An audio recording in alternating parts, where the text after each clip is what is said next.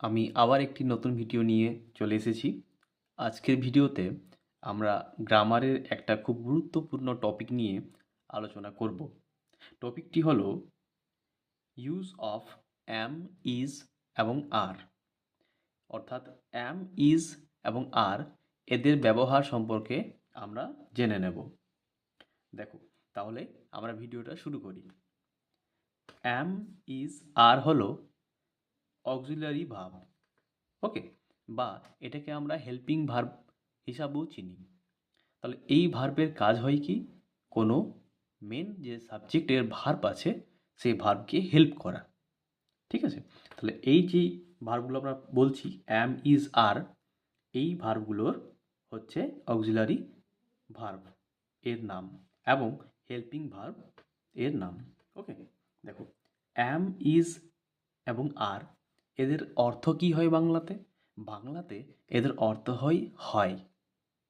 ঠিক আছে, এবং অ্যাকচুয়ালি আমরা যখন কোনো সেন্টেন্স বানাই এবং সেই সেন্টেন্সটা যদি বি ভার দিয়ে হয়, মানে এদের দিয়ে হয়, তখন বর্ণনা করতে বা অস্তিত্ব বোঝাতে আমাদেরকে সাহায্য করে।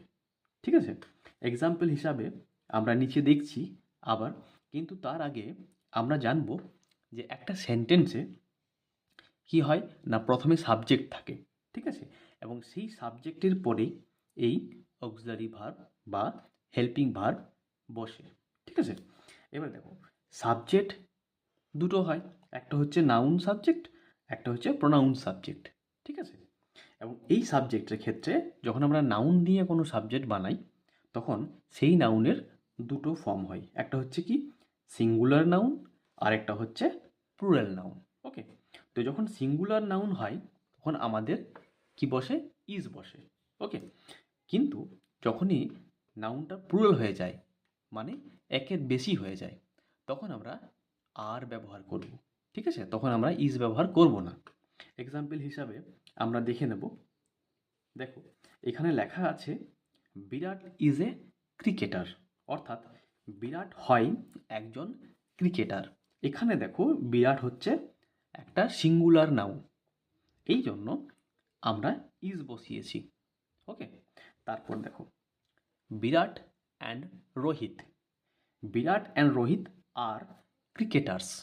এখানে লক্ষ্য করো, বিরাট এবং রোহিত এরা দুজন মিলে আমাদের যে সাবজেক্ট আছে সেই সাবজেক্টটাকে প্লুরাল তৈরি করে দিয়েছে।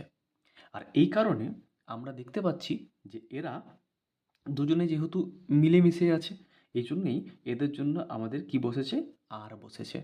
ঠিক আছে, এখানে ইজ বসলো না, এটা লক্ষ্য রাখতে হবে। ঠিক আছে, এরপর দেখো, তাহলে কি হলো, বিরাট অ্যান্ড রোহিত আর ক্রিকেটার্স।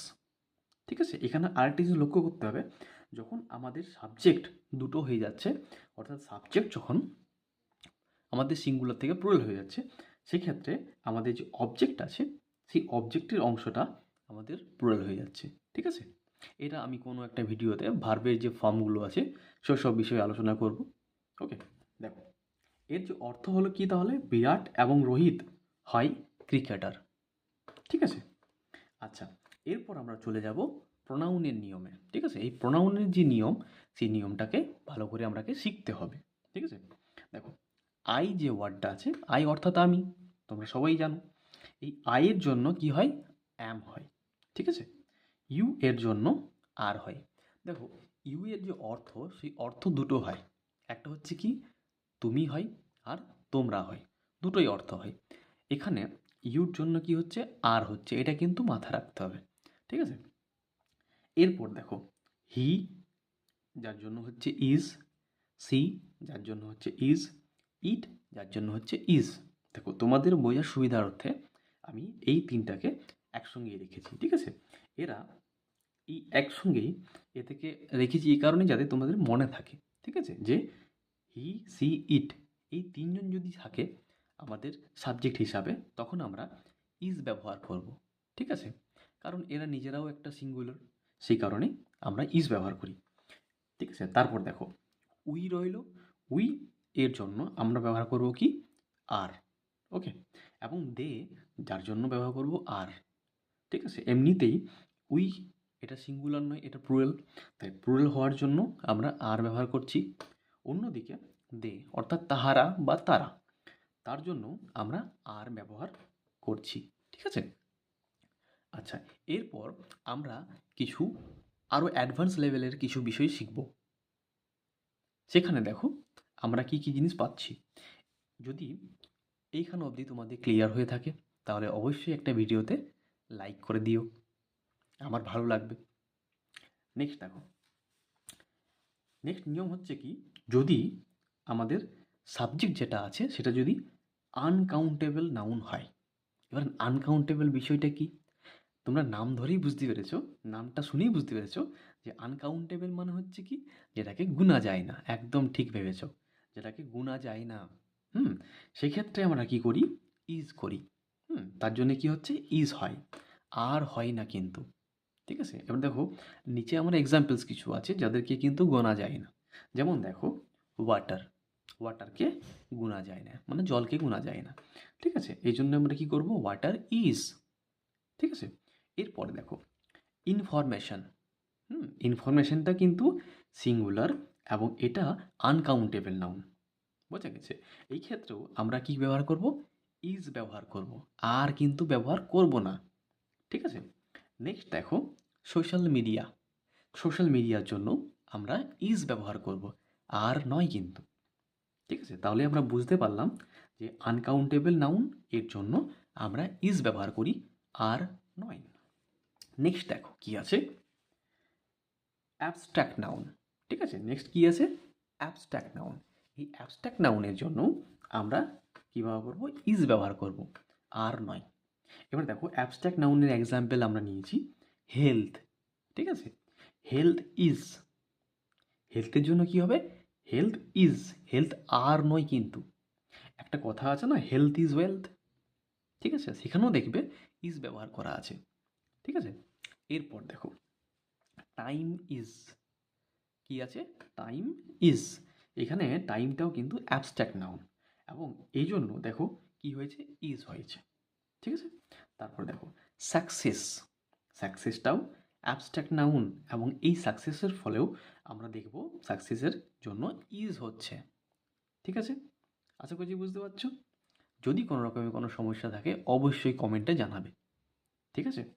দেখো তাহলে আমরা জানলাম আনকাউন্টেবলের জন্য ইজ হচ্ছে, আমরা জানলাম অ্যাবস্ট্রাক্ট নাউনের জন্য ইজ হচ্ছে।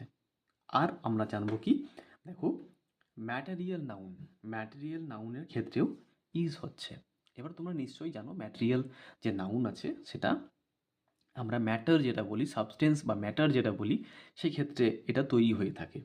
ঠিক আছে? মানে কোনো বস্তুর বাচক যেটা আমরা বলি বাংলাতে, সেই সব বিষয়ে এটা আছে। দেখো ম্যাটেরিয়াল নাউন বলতে আমরা কি জানছি, আইস, বরফ। সেই আইসের জন্য কি হবে, ইজ হবে। ঠিক আছে? আর হবে না। তারপর কি আছে, লাইট আছে, লাইটের জন্য ইজ হবে। তারপর কি আছে, গোল্ড আছে, গোল্ডের জন্যও ইজ হবে। ঠিক আছে? তাহলে ম্যাটেরিয়াল নাউনের এক্সাম্পল যেগুলো আমরা পেলাম সেক্ষেত্রে দেখা যাচ্ছে যে আমরা ইজ করছি, আর নয়। বুঝতে পেরেছ? এরপর দেখো, এরপর আছে কালেকটিভ নাউন। কালেকটিভ নাউন অর্থাৎ যেটা কালেকশন বোঝাচ্ছে। ঠিক আছে? সমষ্টিবাচক বলি বাংলাতে। তো সেই কালেকটিভ নাউনের ক্ষেত্রেও আমরা ইজ ব্যবহার করি, আর নয়। ঠিক আছে? দেখো এক্সাম্পলে চলে যাও। দেখো এক্সাম্পল কি আছে, লাইব্রেরি। তা লাইব্রেরির জন্য কি হবে, লাইব্রেরি ইজ। ওকে? তারপরে দেখো ক্রাউড, ক্রাউডের জন্য কি হবে, ক্রাউড মানে ভিড়। হ্যাঁ, তাহলে ক্রাউডের জন্য কি হবে, ইজ হবে। ঠিক আছে? তারপরে দেখো পার্লিয়ামেন্ট, কি আছে, পার্লিয়ামেন্ট ইজ। দেখো নর্মালি আমরা পার্লিয়ামেন্ট মানে যেটা বুঝি, পার্লিয়ামেন্ট মানে হচ্ছে সংসদ। কিন্তু তোমরা কি জানো যে অনেকগুলো পেঁচা অর্থাৎ আউল যদি একসঙ্গে থাকে তাহলে সেটাকেও কিন্তু পার্লিয়ামেন্ট বলা হয়। হ্যাঁ, জেনে রাখবে। ঠিক আছে? যদি ভিডিওটা ভালো লাগে অবশ্যই চ্যানেলের সঙ্গে থাকো। আমি আবার নতুন নতুন ভিডিও নিয়ে আসবো, গ্রামার রিলেটেড, টেক্সট রিলেটেড।